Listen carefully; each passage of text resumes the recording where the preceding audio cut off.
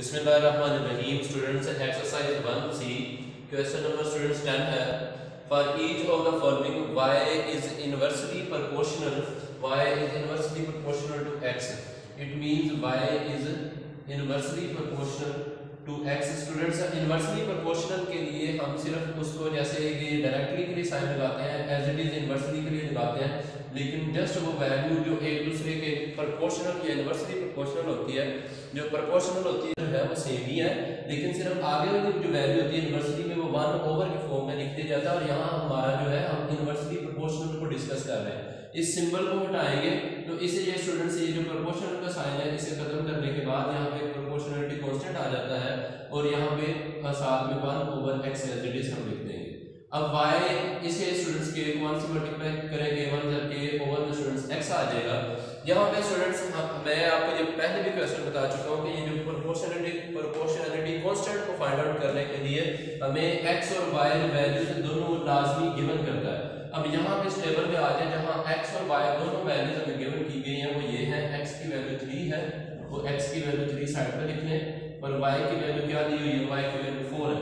तो वो दोनों वैल्यू स्टूडेंट्स हम यहाँ पे पुट करेंगे, y की वैल्यू 4 पुट करेंगे और k एज इट इज और x की वैल्यू जो है वो स्टूडेंट्स हम यहाँ पे 3 रखेंगे। अब यहाँ पे 3 डिवाइड हो रहा है k के नीचे, यहाँ इधर 4 के साथ मल्टीप्लाई हो जाएगा और इसे स्टूडेंट्स हम मल्टीप्लाई करने के बाद ये k की वैल्यू क्या आ जाएगी, 4 3 यहाँ पे 12 आ जाएगी। तो स्टूडेंट्स ये जो k की वैल्यू अगर आप इसे दूसरी साइड पर करके लिख लें और इस फॉर्म में लिख लें और बाद में आप यही वैल्यू यहाँ पर लाकर पुट कर दी इस इक्वेशन में, इस इक्वेशन को इक्वेशन 1 का नाम दे दें। इस इक्वेशन में लाकर जब पुट करेंगे तो यहाँ पे स्टूडेंट्स मैं अगला उसका क्वेश्चन यहाँ पे लिख लेता हूँ, लेकिन आपके पास नीचे कॉपी में या रजिस्टर में स्पेस होती है, आप नीचे ही करेंगे इसे। तो y is equal to k over x, ये मैं दोबारा से लिख रहा हूँ, y is equal to k की रिप्लेसमेंट में यहाँ पर मैं लिख लूंगा 12 और ओवर में आ जाएगा हमारे पास x। इतना काम करने के बाद स्टूडेंट्स ये हमारे पास एक ऐसी इक्वेशन बन चुकी है जहां पर हम एक वैल्यू गिवन होगी और एक नहीं गिवन होगी, वो मतलब फाइंड आउट करनी होगी। तो यहाँ से वैल्यू एक देखते जाएंगे, दूसरे से पुट करते जाएंगे। यहाँ से देखी जाए जैसे कि y की वैल्यू 24 है, अब y की वैल्यू 24 और x की फाइंड आउट करनी है। y की वैल्यू 24 और x की वैल्यू यहाँ से फाइंड आउट करनी है। तो यहाँ पे रखें y की जगह पर 24। ये एक ऐसी इक्वेशन है जो अब हर क्वेश्चन में अब हर पार्ट में आगे ये यूज होनी है, जैसे इक्वेशन 2 का मैंने नाम दिया है। तो ये आपके पास 24 आया, यहाँ पे 12 है स्टूडेंट्स और ये नीचे x है। अब स्टूडेंट्स आप क्या करें, इसको इधर मल्टीप्लाई करवा दें और ये इधर डिवाइड हो जाएगा। इसको इधर जब मल्टीप्लाई करवाएंगे, लेट से मैं दो स्टेप इकट्ठे नहीं करता, आपको बारी बारी समझा देता हूँ। 24 में जब आप x से मल्टीप्लाई करवाएंगे और इक्वल टू आपके पास जस्ट 12 रह जाएगा और यहाँ पे ये x है आपके पास 24, यहाँ पे x के साथ मल्टीप्लाई हो रहा है और अगले स्टेप में यहाँ पर ये डिवाइड हो जाएगा। 12 1 are 12 और 12 2 are 24 और x की वैल्यू आई 1/2, जिसे आप हाफ की फॉर्म में लिख सकते हैं और यहाँ पर लाकर पुट कर दें। जब हमने x की वैल्यू दी, y की वैल्यू 24 और x का आंसर आया 1/2, या फिर उसको लिख लें 0.5। तो इस तरीके से स्टूडेंट्स आपने ये बाकी भी पार्ट्स इसके सोल्व कर रहे हैं। यहाँ पे स्टूडेंट्स स्पेस नहीं है मेरे पास अपनी वैल्यूज को फाइंड आउट करने के लिए, मैं इसे रेज कर रहा हूँ और यही इक्वेशन में बार बार सारी वैल्यूज पुट करेंगे।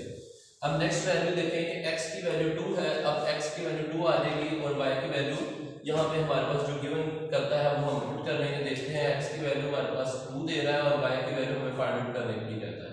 तो ये वैल्यू ये भी पुट करेंगे, y इज इक्वल टू 12 और x की रिप्लेसमेंट में हम 2 पुट कर देंगे। इसे कटिंग कर लें, 2 1 2 2 6 12, तो y का आंसर आ गया 6। तो ये वाली वैल्यू यहाँ पुट कर दें, y का आंसर जब 2x2 था और y का आंसर आपके पास 6 आ जाएगा। इसी तरीके से स्टूडेंट्स बार बार मैं इसे रेज करके इसे सोल्व करता जाऊंगा और आप लोग देखते जाइए इसे।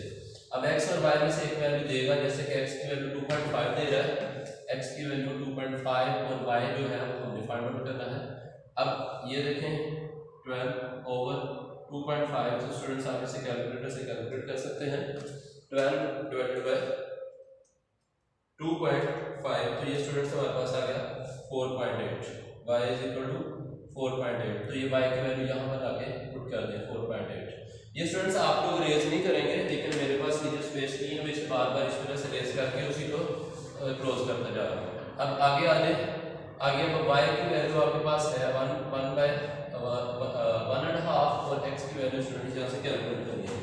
अब यहाँ पुट करें स्टूडेंट्स, y की वैल्यू 1.5 और 12 और ओवर x, x की वैल्यू स्टूडेंट्स कैलकुलेट करनी है, इसे इधर मल्टीप्लाई कर लें, 1.5 से ये यहाँ पे मल्टीप्लाई हो जाएगा और इधर जस्ट आपका 12 आ जाएगा।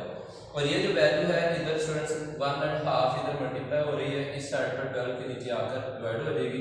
इसे स्टूडेंट्स आप कैलकुलेटर से कैलकुलेट कर लें, 12 डिवाइडेड बाय हाफ, ये स्टूडेंट्स आपके पास आ जाएगा x का आंसर 8। तो ये वैल्यू वहाँ पर पुट कर दें, ये स्टूडेंट्स आपका ये क्वेश्चन पर टाइम कंप्लीट हो जाएगा।